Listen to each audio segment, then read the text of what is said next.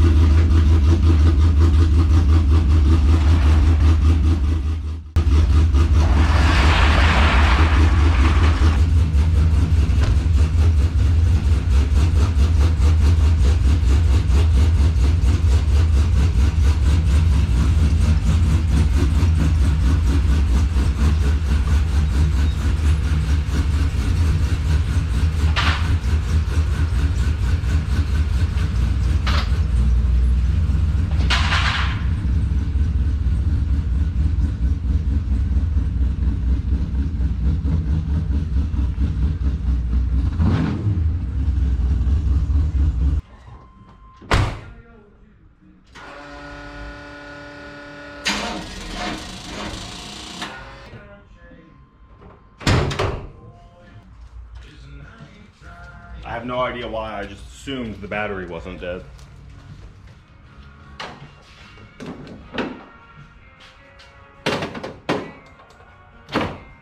Go.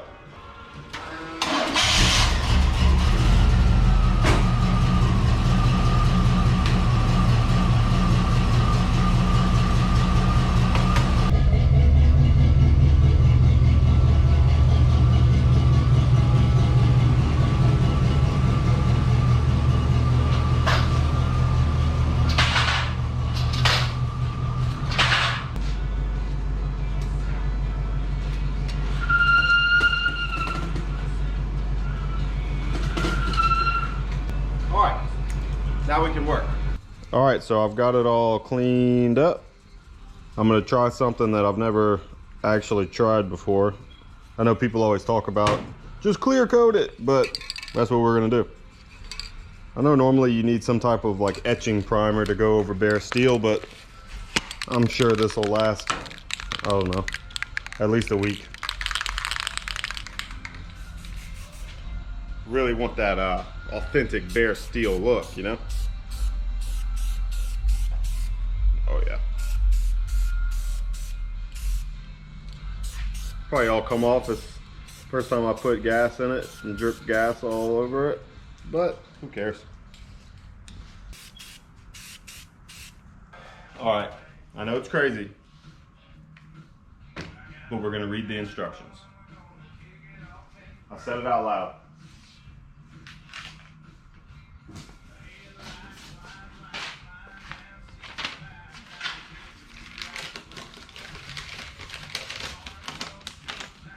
Are you adjusted correctly?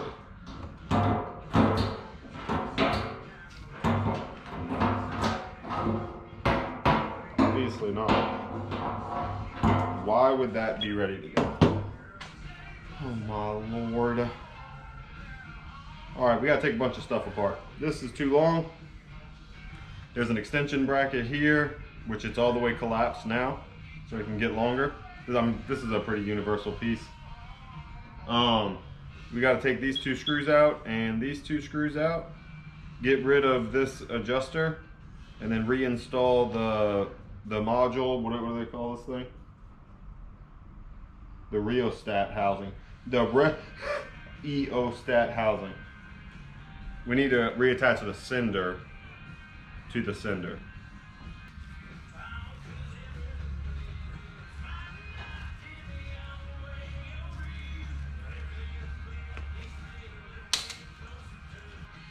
All right, get rid of that, and we will reinstall this like so.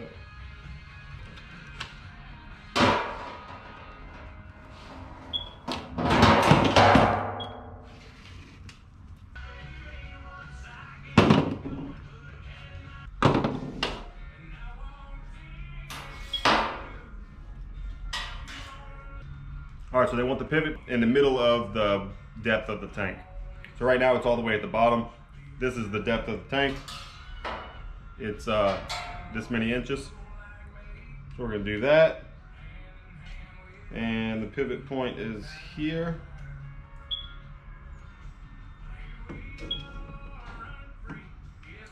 How's that? Nope.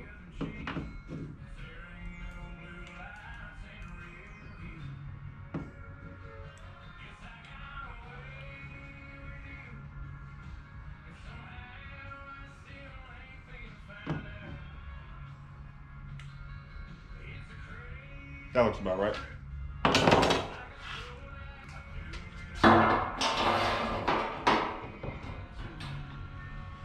Seven and a quarter, half tank depth plus 1/8 inch for gasket. So 7 and a quarter, we got 3 and what, 5/8 is half of that. Does that sound right? 3 1/2 would be 7.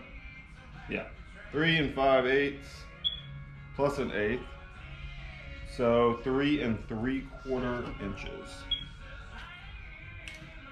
We are at 3 5/8. That was pretty close for an eyeball. I bet it would work just fine.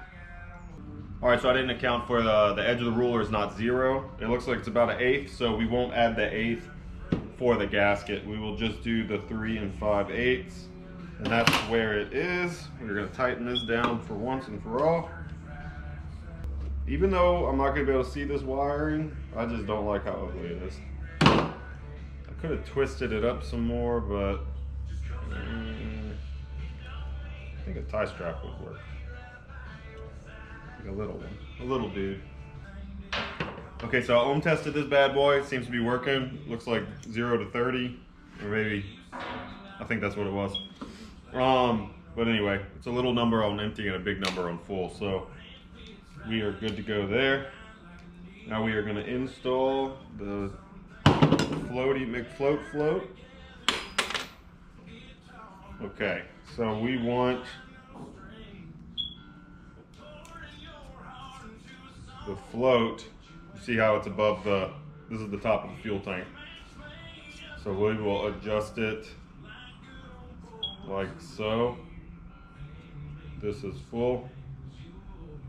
That's empty. It says do it dead even, so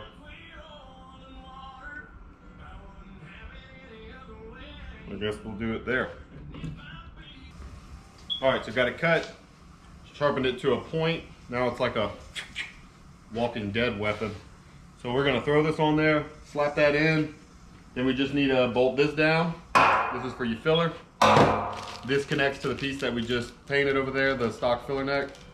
And I guess we gotta bend these. I don't know, we'll get to that. But we'll be done with the tank portion of this deal.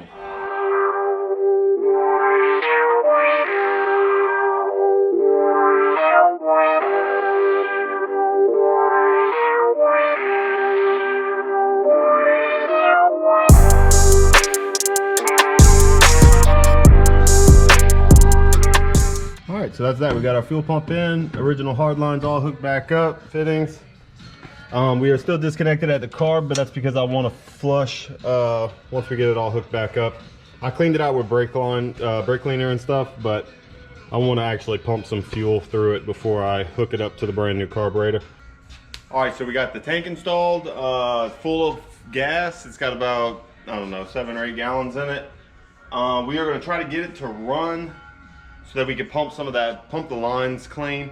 I smelled on it just now when I was cranking on it, and it just still smells like varnish. So it looks clean, but it's stinky. So we're gonna crank on a few more times, hopefully get it idling, and I'll just keep feeding it gas until we have some clean fuel coming out of it, and then we will hook up the line.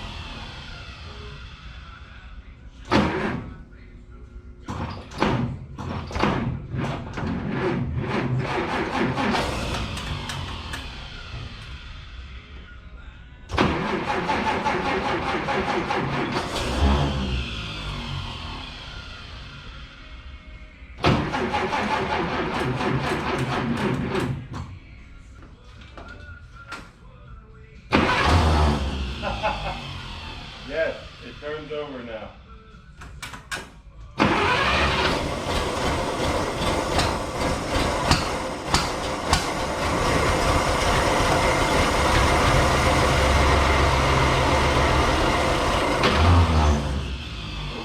My foot is started.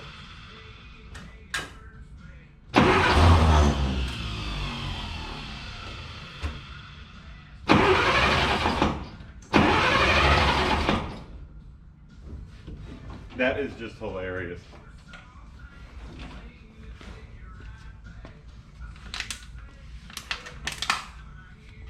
This is what we got out of it. It's starting to look pretty clean. It was like a dark orange and then it was like lighter gas colored. Now it's all mixed together. Still stinks. I'm gonna dump this out. There's a little crud in there. I'm gonna dump this out and we'll fill it up again and see.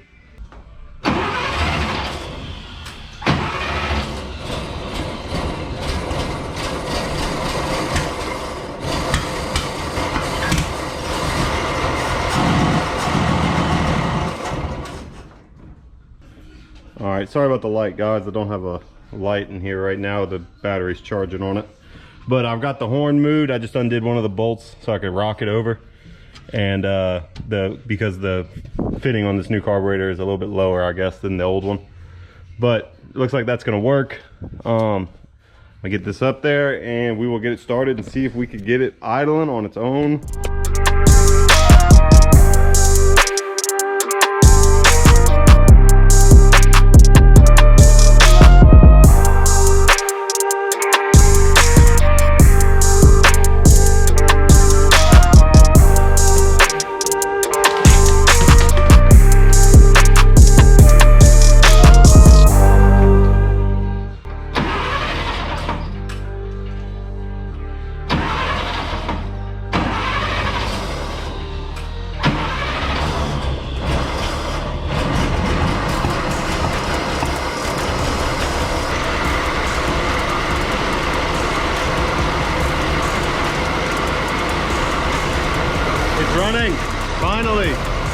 Like actually running. I mean, it's not running great. It's a shaky tip thing right now. I don't know if broke a motor mount, maybe it's just starting me. We'll see. 1937.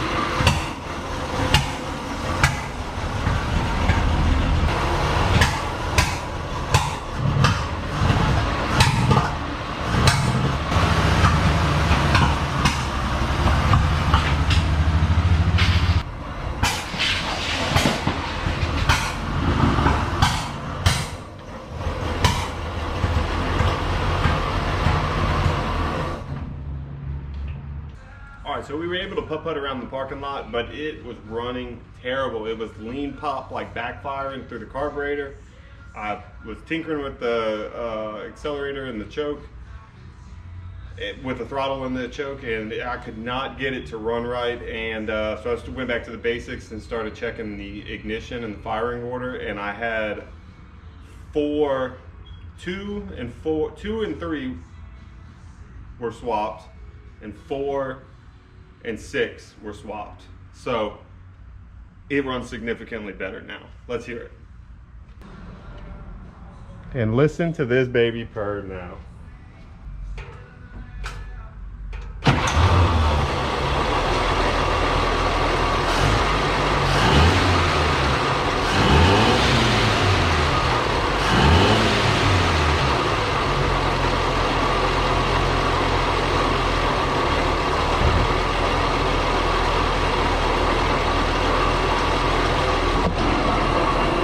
That is amazing. It runs so good. I cannot believe it. I was actually kind of worried the way that it was running before.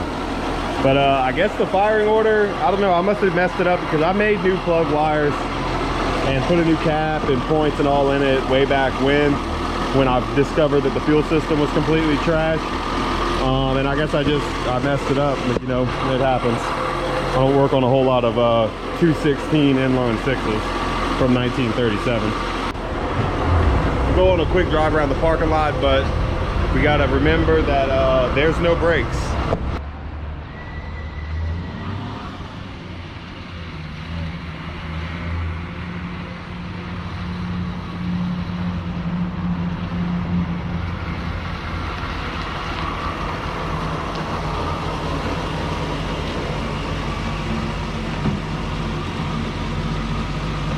Alright, so that's that. It is running good. Now it is time to do the brakes because I want to drive this thing on the road now.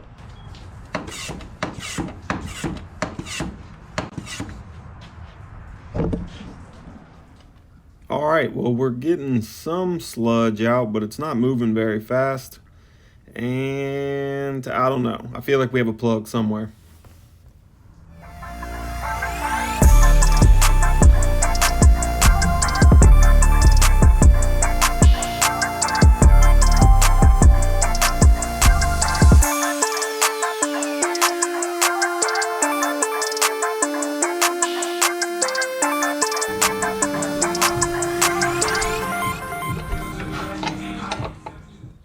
figure it's about time to change this oil and see what it actually looks like. We know it was fairly clean, but let's see what we get out of this thing.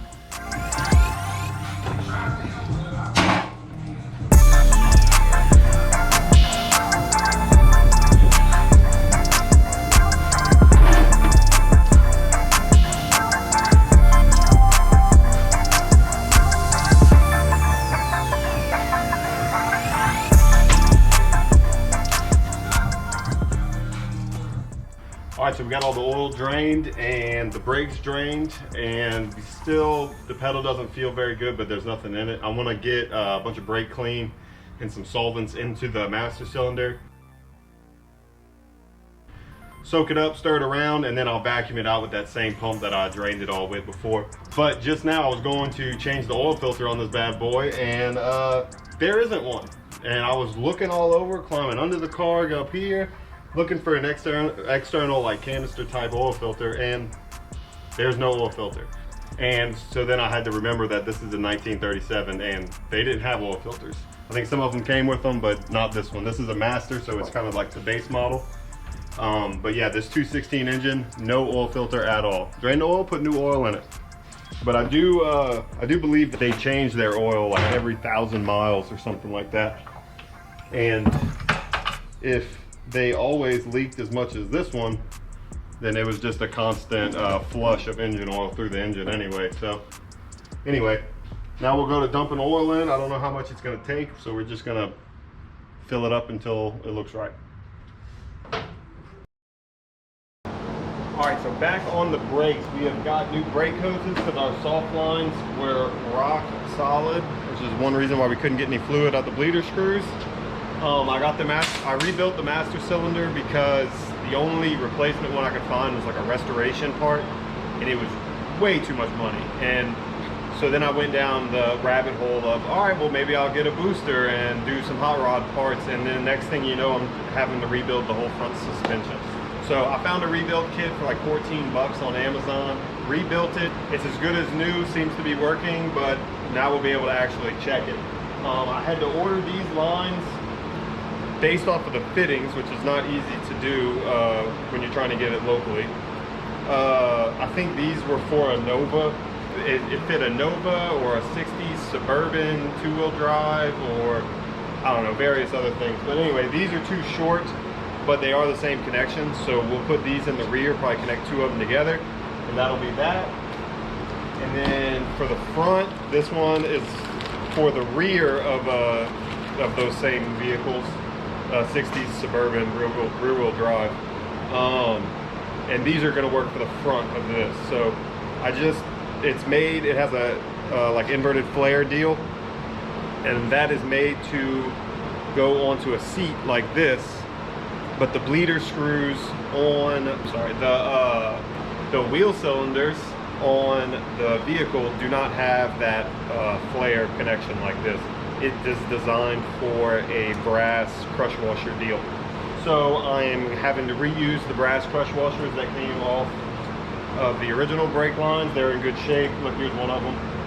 Just need to clean that up, and that will provide our seal instead of that flare. I think this is the dirtiest car I've ever installed new parts on. We have brake hoses though. Look at that. How does that happen? Jesus.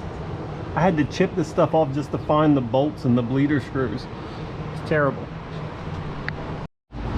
Well, the brakes have fought me again.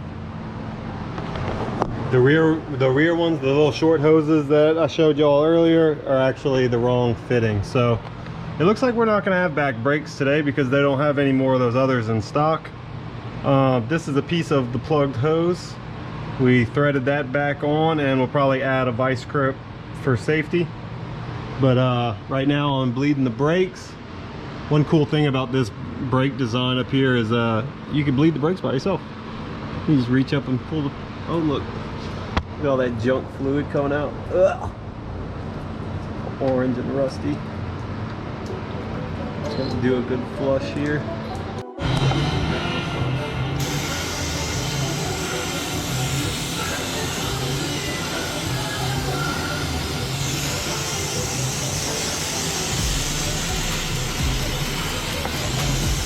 Oh yeah, get it all nice and clean.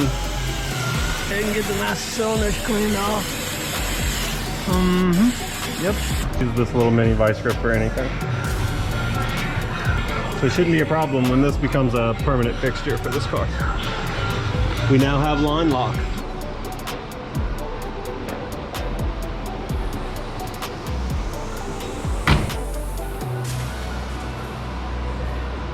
Oh, that's a brake pedal now.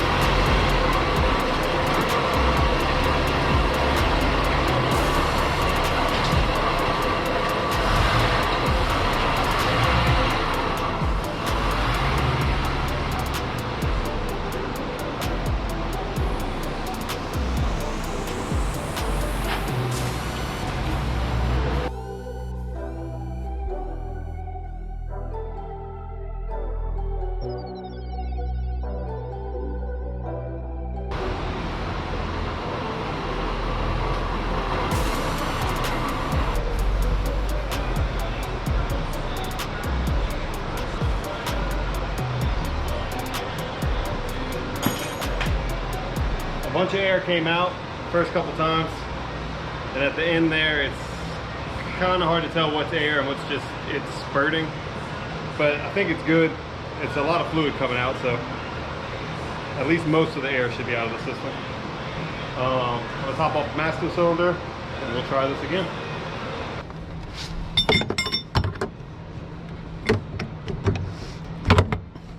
Uh-oh.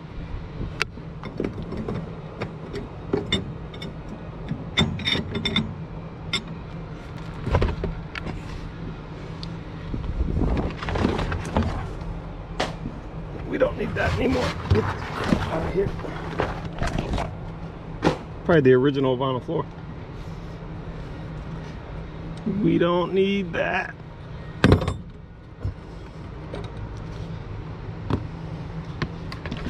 All right, let's see if I can get any of this into the hole. Oh my God, oh my God. Okay. Guess I'll have to do another brake clean job.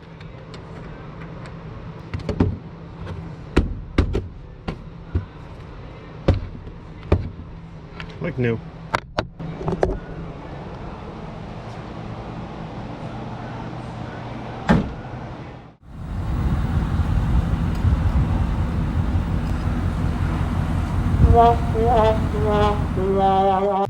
Well, I failed again. Man, I hate to end the video like this, but I straight up ran out of time and had to go back to my real job.